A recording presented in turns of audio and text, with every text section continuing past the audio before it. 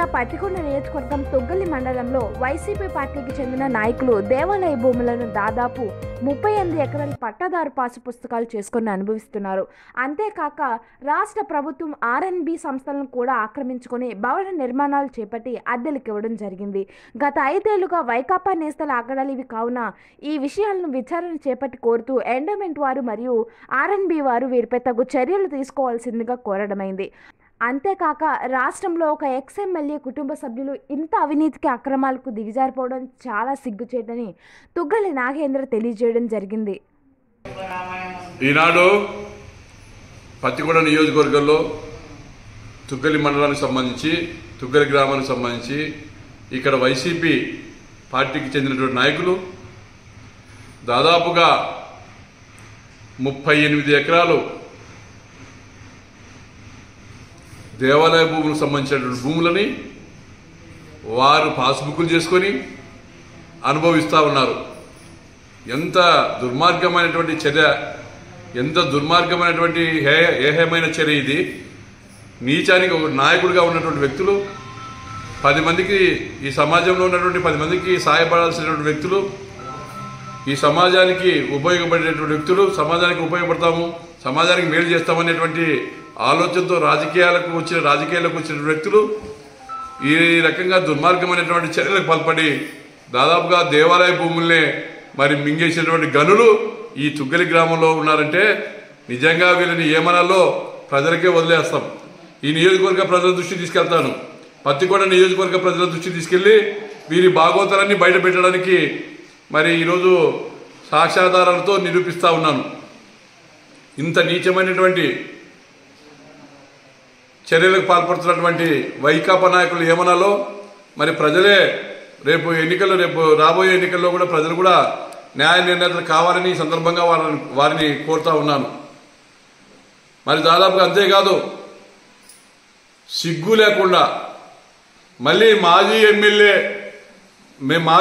కుటుంబ సభ్యులం.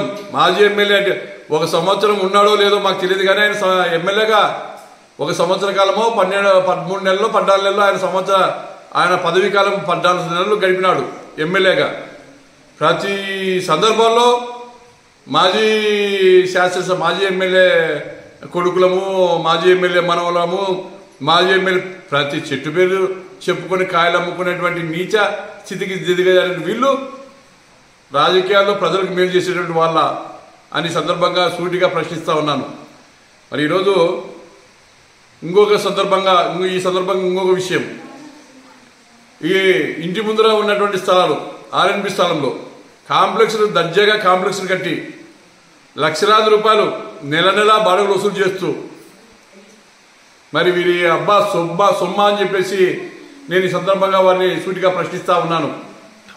మొన్న చెప్పాడు ఒకడు, ఈ నాయకుడు ఇక్కడ ఉన్నటువంటి వైసీపీ నాయకుడు ఒకడు, మేము పోలీస్ స్టేషన్కి, స్కూల్కి, అన్ని హాస్పిటల్కి అన్ని మేము స్థలాలు ఇచ్చామని. నీ అబ్బా గంటిచ్చావరా నువ్వు? అనవసరమైనటువంటి ప్రగల్భాలు పోయి అది ఇచ్చాని కారుకుతులకు వస్తావా? నీ సత్తాన్ని మొత్తం ఆర్ఎస్లు మొత్తం రికార్డులను తీసుకొచ్చాను. మొత్తం రిజిస్టర్ ఆఫీసులో ఉన్నటువంటి రికార్డు సంబంధిత ఆధారాలతో సహా నిరూపించాను. ఇంకా సిగ్గు రాలేదా మీకు? చెప్పుకోవడానికి సిగ్గు రాదు?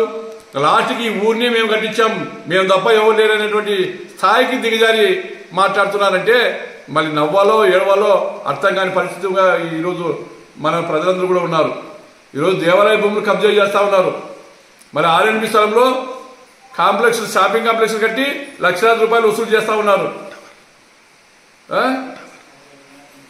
ఇంత దుర్మార్గానికి పాల్పడుతూ మన రాజకీయాల్లో కొనసాగుతూ ఉన్నారు. మరి నాకు చెప్పండి, ఇప్పుడు నేనున్న రాజకీయాల్లోకి వచ్చింది నేను ఎందుకు వచ్చాను? పేద ప్రజలకు సాయం చేయడానికి వచ్చాను. వారి కష్టాల్లో నష్టాల్లో పాల్పంచుకోవడానికి వచ్చాను. ఎక్కడైనా సరే చిన్న ఆధారాలతో సహా ఒక ఆరోపణ చేయండి. నేను ఎక్కడైనా సరే ఒక చిన్న ఏదైనా కానీ అవినీతి అక్రమాలు పాల్పడినాను నాగేంద్ర అని చెప్పేసి ఎవరైనా సరే ఈ నియోజకవర్గంలో ఉన్నటువంటి ప్రజలందరూ కూడా ఈ సందర్భంగా గుర్తు చేస్తూ ఉన్నాను. ఎవరైనా సరే నేను ఎక్కడైనా సరే అవినీతి అక్రమాలు పాల్పడినా లేకుంటే ఎక్కడైనా ₹1 ఎవరితోనైనా తీసుకున్నటువంటి దాఖలాలు కానీ ఎవరితోనైనా ఏదైనా పని చేపిస్తానో అది చేపిస్తాను ఇవి చేపిస్తానని చెప్పేసి డబ్బులు తీసుకునేటువంటి దాఖలాలు కానీ మరి ఏదైనా కానీ సరే నిరూపించండి. రాజకీయం అంటే నా మాదిరిగా ఉండండి, నా మాదిరిగా సర్వీస్ చేయండి, నా మాదిరిగా ప్రజల కోసం పనిచేయండి.